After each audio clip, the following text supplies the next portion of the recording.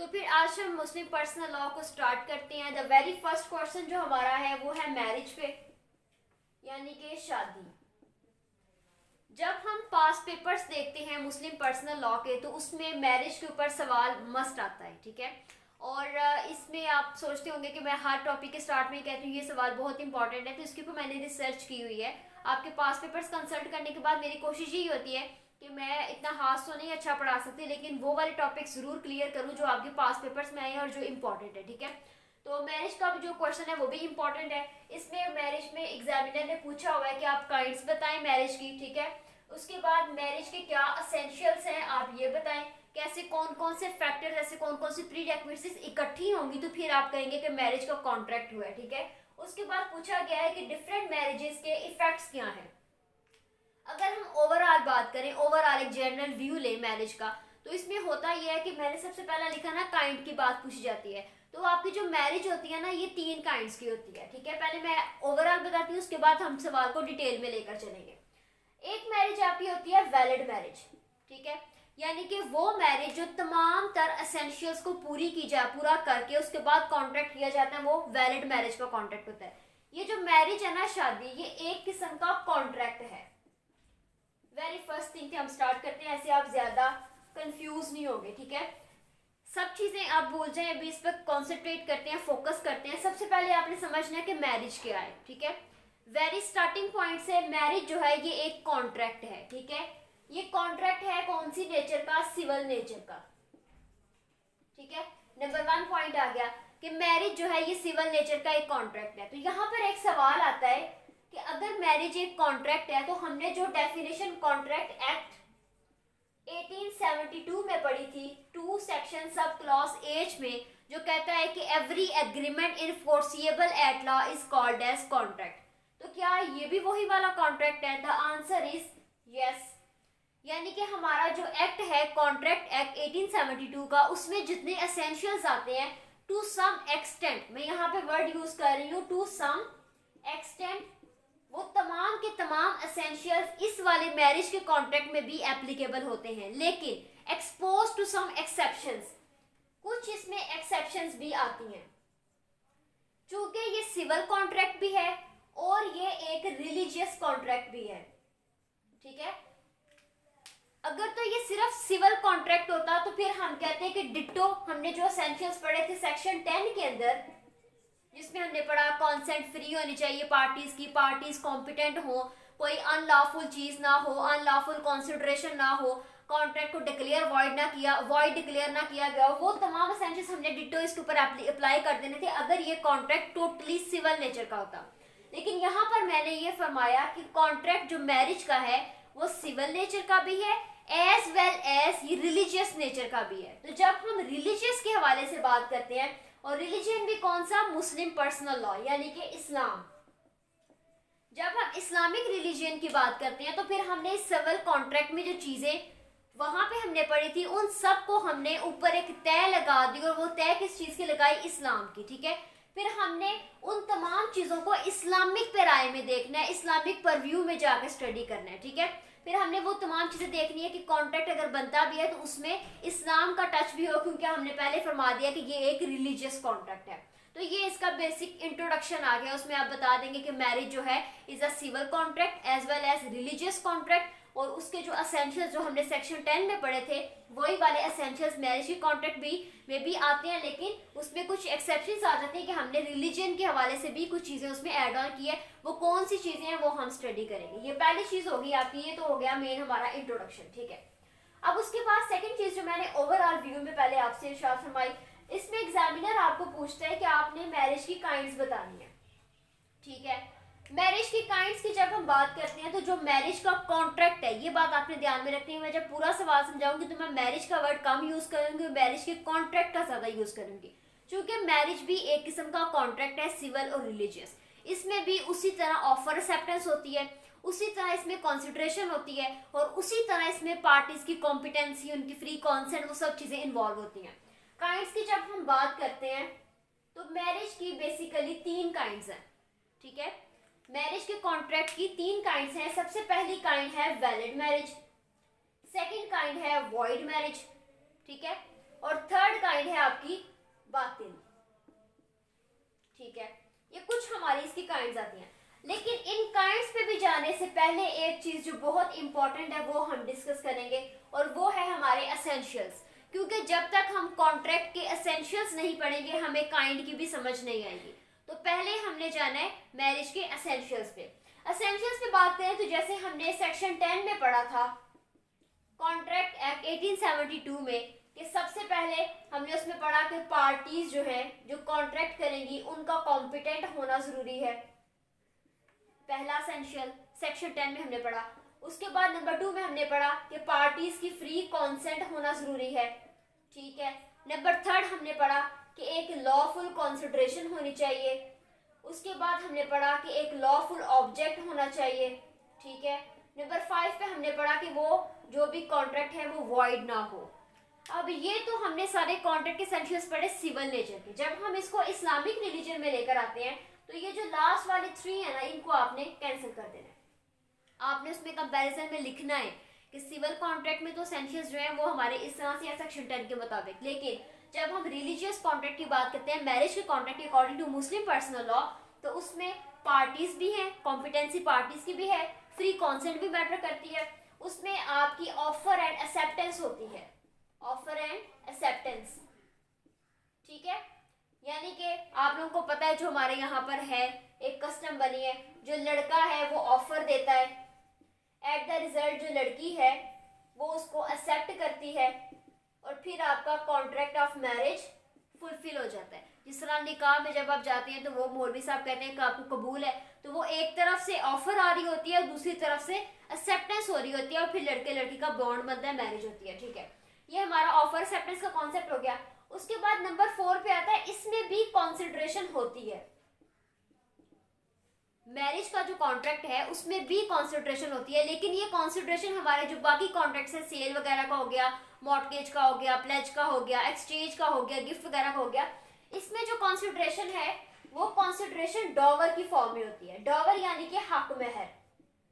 ये हमारा लहजा से भी डिटेल टॉपिक है। ठीक है, तो मैरिज के कॉन्ट्रैक्ट में जो कंसिडरेशन होती है, जो बदल होती है, वो हक महर को कंसीडर किया जाता है, लेकिन ये एज यूजुअल या वैलिड आप नहीं कह सकते। टू सम एक्सटेंट कहा जाता है कि मैरिज के कॉन्ट्रैक्ट में जो कंसिडरेशन है वो आपकी हक महर है, या फिर वो आपकी वो डॉवर है। ठीक है, अब उसके बाद कुछ चीजें हमने यहाँ पर नोट डाउन की थी वो। अब इसमें आप देखिए, इसमें एक एसेंशियल ये भी आता है कि जो पार्टीज हैं, जैसे मैंने पहले यहाँ पर लिखा है कि पार्टीज की कॉम्पिटेंसी मैटर करती है। अब मैरिज का कॉन्ट्रैक्ट करने के लिए पार्टीज की कॉम्पिटेंसी से क्या मुराद है, कौन कौन सी पार्टीज मैरिज के कॉन्ट्रैक्ट में इन्वॉल्व हो सकती है, उनकी हम बात करते हैं। सबसे पहली चीज है कि उन पार्टीज का साउंड माइंड होना जरूरी है। लड़का लड़की जो शादी करेंगे उन दोनों का साउंड माइंड होना जरूरी है, लेकिन इसमें एक एक्सेप्शन आती है, जो अनसाउंड माइंडेड पर्सन होते हैं, यानी कि जो पागल होते हैं, वो भी शादी का कॉन्ट्रैक्ट कर सकते हैं, लेकिन थ्रू गार्डियन। ठीक है, यानी कि अगर एक लड़की बिल्कुल ठीक है दिमागी लिहाज से, वो साउंड माइंडेड है, ओके, वो तो कॉम्पिटेंट है, उसकी शादी एक ऐसे शख्स से हो रही है जो कि पागल है, अनसाउंड माइंड है, तो क्या ये शादी नहीं होगी? नहीं, ये शादी हो सकती है, लेकिन उस लड़के के बिहाफ पे उसका गार्डियन होगा जो कॉन्ट्रैक्ट साइन करेगा मैरिज का। उस लड़के का बाप हो सकता है, लड़की की माँ हो सकती है, या फिर कोई भी ससुर या कोई भी उसका दादा परदादा चाचा जो भी है, उसके बिहाफ पे वो गार्डियन अपॉइंट किया जाएगा, और वो गार्डियन उसके बिहाफ पे साइन वगैरह करेगा, और उसके बाद जो है वो दोनों कपल डिक्लेयर कर दिए जाएंगे। यानी कि जो अनसाउंड माइंड पर्सन है वो भी शादी के कॉन्ट्रैक्ट में एंटर हो सकता है। उसके बाद आता है कि साउंड माइंड, ये पहली आपकी होगी कॉम्पिटेंसी, पार्टीज की कॉम्पिटेंसी में पहली चीज होगी साउंड माइंड होना। नंबर 2 होता है प्यूबर्टी, ये बहुत इंपॉर्टेंट है, बालिग, बलोगत आप कह सकते हैं इसे, बलोगत या बालिग होना। ठीक है, यानी कि मैरिज का कॉन्ट्रैक्ट करने के लिए ये तो कंपलसरी है। अगर हम इसमें इस्लाम में देखें, इस्लाम में ये कंपलसरी है कि लड़का और लड़की उस वक्त तक शादी नहीं करेंगे जब तक वो बालिग ना हो। ठीक है, यानी कि वो मेच्योर नहीं होगे, उन्होंने मेच्योरिटी गेन नहीं कर ली। ठीक है, उसमें फिर डिफरेंट एजेस बताई जाती हैं, एज सून वो प्यूबर्टी गेन कर लेंगे, उस वक्त वो कॉम्पिटेंट हो जाएंगे कि वो मैरिज के कॉन्ट्रैक्ट में इंडल्ज हो जाए। उसके लिए डिफरेंट एजेस होती हैं, लड़कियों के लिए डिफरेंट एजेस होती हैं, लड़कों के लिए डिफरेंट एजेस होती हैं, इसलिए कोई एज फिक्स नहीं की गई, बस ये लिख दिया गया इस्लाम में कि जैसे ही वो बालिग हो वो कॉन्ट्रैक्ट ऑफ मैरिज कर सकते हैं, कॉम्पिटेंट हो जाएंगे। लेकिन यहाँ पर हमारा एक हवाला आता है child marriage restaurant act 1925, child marriage restaurant act 1925, ठीक है। इस एक्ट में जो बताई गई एज मैरिज करने के लिए मैक्सिमम, वो कहा गया कि कम से कम जो मेल है उसकी एज 18 ईयर्स होनी चाहिए और जो फीमेल है उसकी एज कम से कम 16 ईयर्स होनी चाहिए। इतनी कम से कम एज होगी तो फिर वो मैरिज का कॉन्ट्रैक्ट कर सकते हैं, लेकिन ये हमारे अभी वाले लॉ में है। इस्लाम में ऐसी कोई एज नहीं बताई गई। इस्लाम में सिर्फ ये ऑप्शन है कि जैसे ही वो प्यूबर्टी गेन करेंगे वो मैरिज कर सकते हैं। अच्छा, उसके बाद अब हमने आगे जाना है। इसके बाद सेकंड एसेंशियली मैंने जो यहाँ पर आपको बताया offer and acceptance, offer from the male and acceptance from the girl, ठीक है। इसको आप उल्टा भी कर सकते हैं, गर्ल भी ऑफर कर सकती है और मेल भी एक्सेप्ट कर सकता है, लेकिन इस कॉन्ट्रैक्ट में आपकी ऑफर एक्सेप्टेंस जरूरी होती है। इस ऑफर एक्सेप्टेंस को अगर हम अरबिक में देखें तो कहा जाता है इजाबो कबूल, ठीक है। इजाब से मुराद ऑफर करना और कबूल से मुराद उसकी एक्सेप्टेंस देना।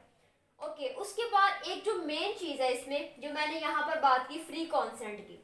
फ्री कॉन्सेंट हमने सेक्शन 14 में पढ़ा है। हमारा जो कॉन्ट्रैक्ट एक्ट है उसके सेक्शन 14 में हमने ये पढ़ा था कि फ्री कॉन्सेंट से मुराद वो कॉन्सेंट है जिसमें ना तो फ्रॉड है, ना कोरियन है, ना अनड्यू इन्फ्लुएंस है, ना मिसरिप्रेजेंटेशन है और ना ही कोई मिस्टेक है। उस वाली कॉन्सेंट से की गई मैरिज को हम लोग वैलिड मैरिज कहते हैं। उसको हम कहेंगे किस बंदे की या बंदी की फ्री कॉन्सेंट थी। लेकिन अगर वो कॉन्सेंट जो मैरिज का कॉन्ट्रैक्ट हो रहा है, जो ऑफर एक्सेप्टेंस हो रही है, अगर वो ऑफर या वो एक्सेप्टेंस किसी फ्रॉड में आकर ली गई है या फिर किसी प्रेशर की वजह से उसकी कॉन्सेंट ली गई है, तो ऐसी कॉन्सेंट फ्री डिक्लेयर नहीं होगी। इसमें फिर आपका एक आता है, क्या कहते हैं, दो स्कूल्स हैं। हनफी स्कूल ने इसमें कहा कि अगर इसमें भी दो चीज़ें आती हैं कि अगर फॉर एग्जांपल जो वाइफ है उसकी कॉन्सेंट के बगैर उसको शादी में अंडर कॉन्ट्रैक्ट उसका कर दिया जाए तो क्या ये वैलिड है कि नहीं। तो इसमें फिर हनफी स्कूल ऑफ थॉट ने ये कहा था कि अगर वाइफ की फ्री कॉन्सेंट नहीं थी, यानी कि जैसे हम लोग कहते हैं जबरन शादियां करवा दी जाती हैं हमारे माशरे में जो सो कॉर्डस में है, माँ बाप के कहने पर जो बेटियां हैं वो साइन आउट कर देती हैं, वो साइन कर देती है निकाहनामा। तो अगर ऐसी कोई कॉन्ट्रैक्ट किया जाता है तो हनफी स्कूल के मुताबिक ऐसी शादी वैलिड है, अलाउड है, इसमें कोई मसला नहीं है। क्योंकि लड़की जो है वो अपना ऑप्शन जो है अपने पेरेंट्स को दे चुकी होती है कि ये मेरे बिहाफ पे चूज करें। तो जब उन्होंने चूज किया तो फिर लड़की की कॉन्सेंट फ्री है या नहीं फ्री ये मैटर नहीं करता। हनफी वाले कहते हैं कि वो शादी अलाउड है, वो शादी वैलिड है। उसके बाद इसमें एक केसला है आपका, दो केसला है इसमें, ये फ्री कॉन्सेंट का मैं पढ़ा रही हूँ, ठीक है। इसमें है एक केसला है 1998 MLD 1972, ये आपका ईयर होता है। MLD यानी कि मंथली लॉ डाइजेस्ट 1972 आपका पेज नंबर होता है। एक ये केस ला है, इसके साथ PLD Pakistan legal decisions 1994 Karachi और पेज नंबर है 46। इन दोनों जजमेंट्स में ये हेल्ड किया गया कि ऐसी मैरिज, ऐसा कॉन्ट्रैक्ट मैरिज का जिसमें जो गर्ल है, जो वाइफ है, उसकी कॉन्सेंट फ्रॉड के साथ ली गई है। इसमें तो हमने जो हनफी स्कूल की पढ़ी उन्होंने तो कहा कि अनफ्री कॉन्सेंट थी। अब वो अनफ्री में फ्रॉड भी हो सकता है, वैलिड भी हो सकता है, वो सब उन्होंने तो अलाउ कर दिया। लेकिन इन दोनों जजमेंट्स में ये कहा गया कि अगर किसी मैरिज के कॉन्ट्रैक्ट में वाइफ की या गर्ल की जो कॉन्सेंट है वो फ्रॉड के जरिए ली गई है, उसे धोखा देकर ली गई है, तो ऐसी मैरिज जो है वो वैलिड नहीं हो सकती। ऐसी मैरिज को वॉइड डिक्लेयर किया जाएगा। ऐसी मैरिज इलीगल है और सिरे से ही नल एंड वाइड है, उसका कोई वजूद नहीं है, उसकी कोई इन्फोर्समेंट नहीं है। उसके बाद फिर हम लोग आते हैं इसमें, नेक्स्ट हमारा जो टर्म है वो ये है कि इसमें जो हमने कॉन्सिडरेशन का पढ़ा डॉवर का, उसके बाद एक एसेंशियल आप और लिख लें। यहाँ पर ये अभी तक हमारे 4 एसेंशियल्स हुए हैं, 5वां एसेंशियल आप और लिख लें। 5वां एसेंशियल है presence of witnesses, presence of witnesses. Okay, presence of witnesses यानी कि जब भी आप देखिए, आप जब सिंपल कॉन्ट्रैक्ट करते हैं सिविल नेचर का, उसमें सेल का कोई भी कॉन्ट्रैक्ट करते हैं, उसमें विटनेस की एज सच कंपल्शन नहीं है। आप दो बंदे हैं, अगर ऑफर एक्सेप्टेंस हो रही है, कंसिडरेशन है, प्रॉपर्टी है, आप कॉन्ट्रैक्ट कर सकते हैं। लेकिन मैरिज का कॉन्ट्रैक्ट चूंकि रिलीजियस भी है नेचर उसकी, तो इसलिए मैरिज के कॉन्ट्रैक्ट में विटनेसेस का होना बहुत जरूरी है। इसमें फिर दो स्कूल्स ऑफ थॉट आते हैं, एक सुन्नी लॉ है और एक शिया लॉ है, ठीक है। सुन्नी लॉ वाले ये कहते हैं, इसको दूसरे मार्कर से लिखते हैं ताकि आपको इजीली समझ आए। सुन्नी लॉ वाले ये कहते हैं और शिया लॉ वाले क्या कहते हैं। सुन्नी लॉ वाले ये कहते हैं कि विटनेस मैरिज के कॉन्ट्रैक्ट में 2 मेल होने चाहिए, 2 आदमी होने चाहिए मैरिज की विटनेस में। अगर आपके पास 2 मेल अवेलेबल नहीं है तो 2 फीमेल और 1 मेल, ठीक है, ये आप इसको विटनेस के तौर पे ले सकते हैं।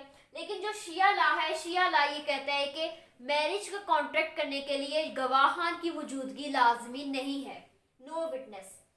यानी कि ये मैटर नहीं करता कि आपकी मैरिज के कॉन्ट्रैक्ट के वक्त कोई गवाह वहां मौजूद था कि नहीं, अगर वहां पे कोई विटनेस नहीं है फिर भी आपका निकाह जो है वो हो जाता है शिया लॉ के मुताबिक। तो ये आपकी कुछ इसके एसेंशियल्स है। इसके अलावा भी इसके एसेंशियल्स आते हैं, आपकी मर्जी, अगर आप ऐड करना चाहें तो कर लें। नंबर 6 पे इसमें आता है कि अनएम्बिगुअस टर्म्स होनी चाहिए।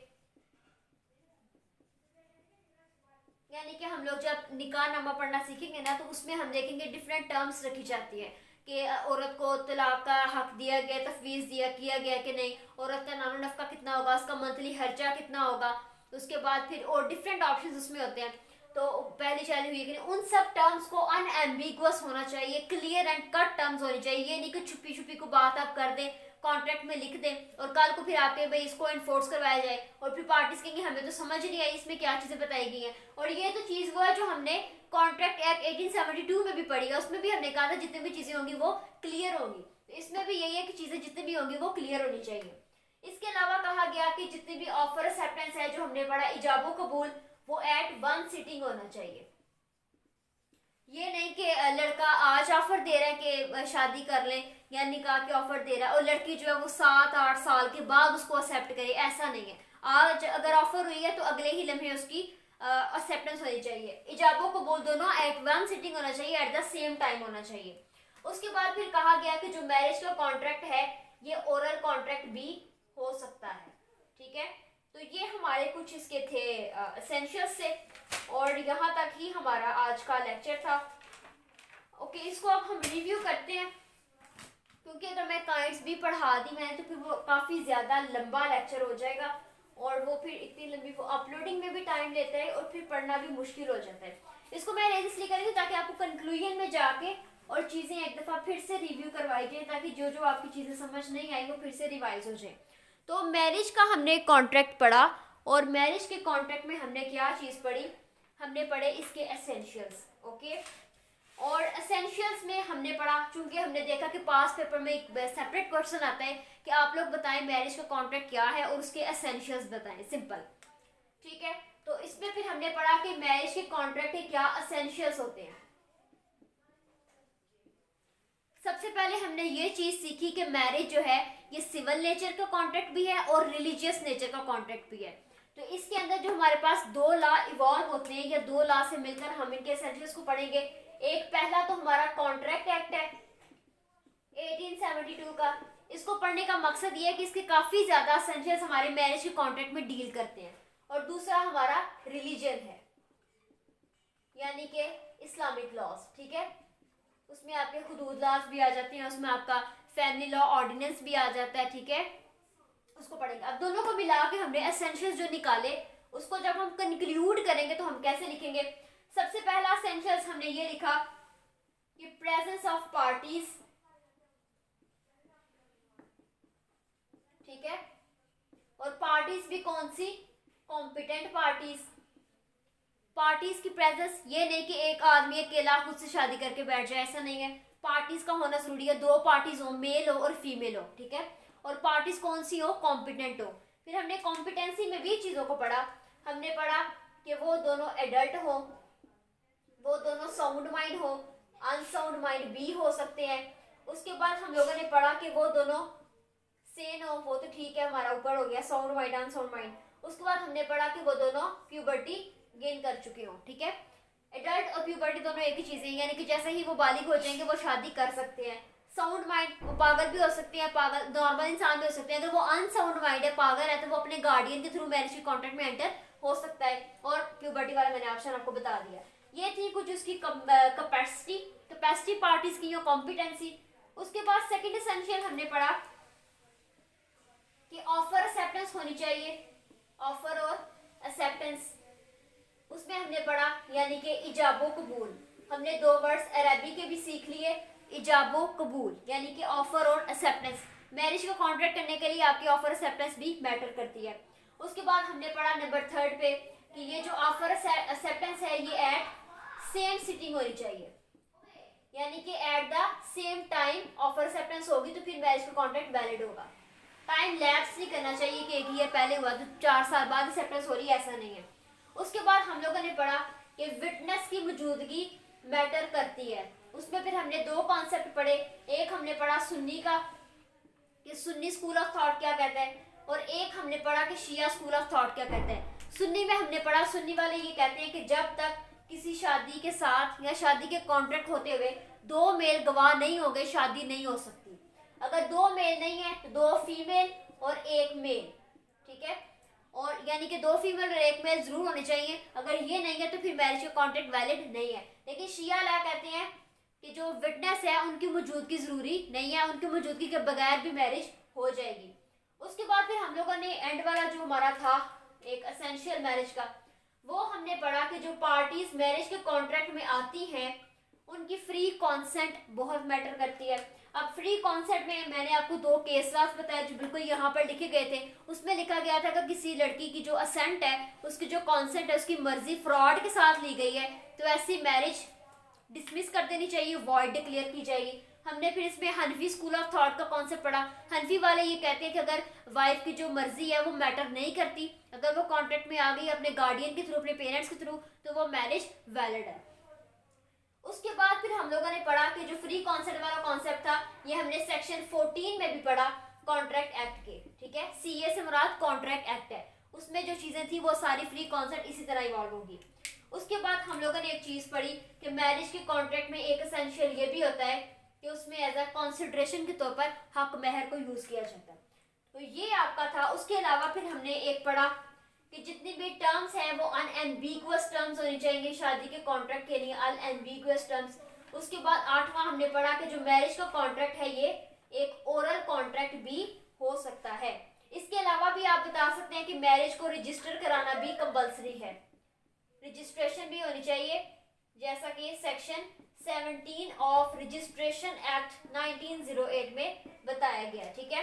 तो ये आपकी डिफरेंट एसेंशियल्स से मैरिज के। इसमें जो एक चीज आपको मैं यहाँ पे बता दूं वो ये है, ये वाला कॉन्सेप्ट कि इसमें पीछे फैक्ट क्या है इस्लाम में, ठीक है,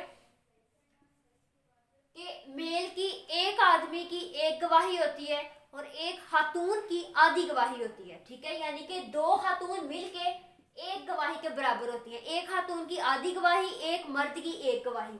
इसमें रीजन ये है कि पहले इस्लाम में स्टार्टिंग वाले एरा में खातून की गवाही एडमिजिबल नहीं थी, जो खातून है वो बीइंग का गवाह पेश नहीं हो सकती थी।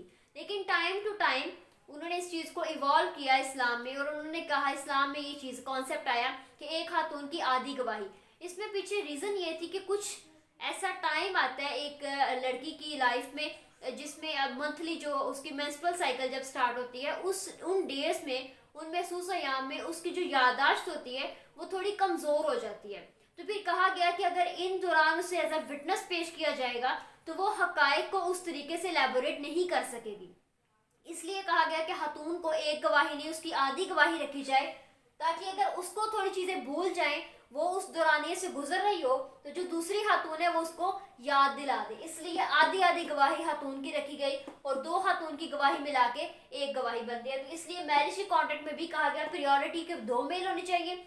अगर आपके पास 2 मर्द गवाह के तौर पर मौजूद नहीं है तो फिर 2 फीमेल हो और 1 मेल हो, और एज अ रिजल्ट तो वो 2 गवाह बनेंगे ना, 2 फीमेल की 1 गवाही, 1 मेल की 1 गवाही, 2 गवाहियों से आपका मैरिज का कॉन्ट्रैक्ट हो जाता है। तो ये आपका टोटल कॉन्सेप्ट था। सिर्फ मैरिज के एसेंशियल्स हमने पढ़े हैं जो कि बहुत इंपॉर्टेंट है और बहुत इजी भी है। उसके बाद फिर हम आगे लेकर चलेंगे इसे, आगे इसकी काइंड्स को भी पढ़ेंगे और काइंड्स के इफेक्ट क्या होते हैं उसको भी हम स्टडी करेंगे। कोई भी आपका सवाल हो तो आप पूछ सकते हैं मुझसे।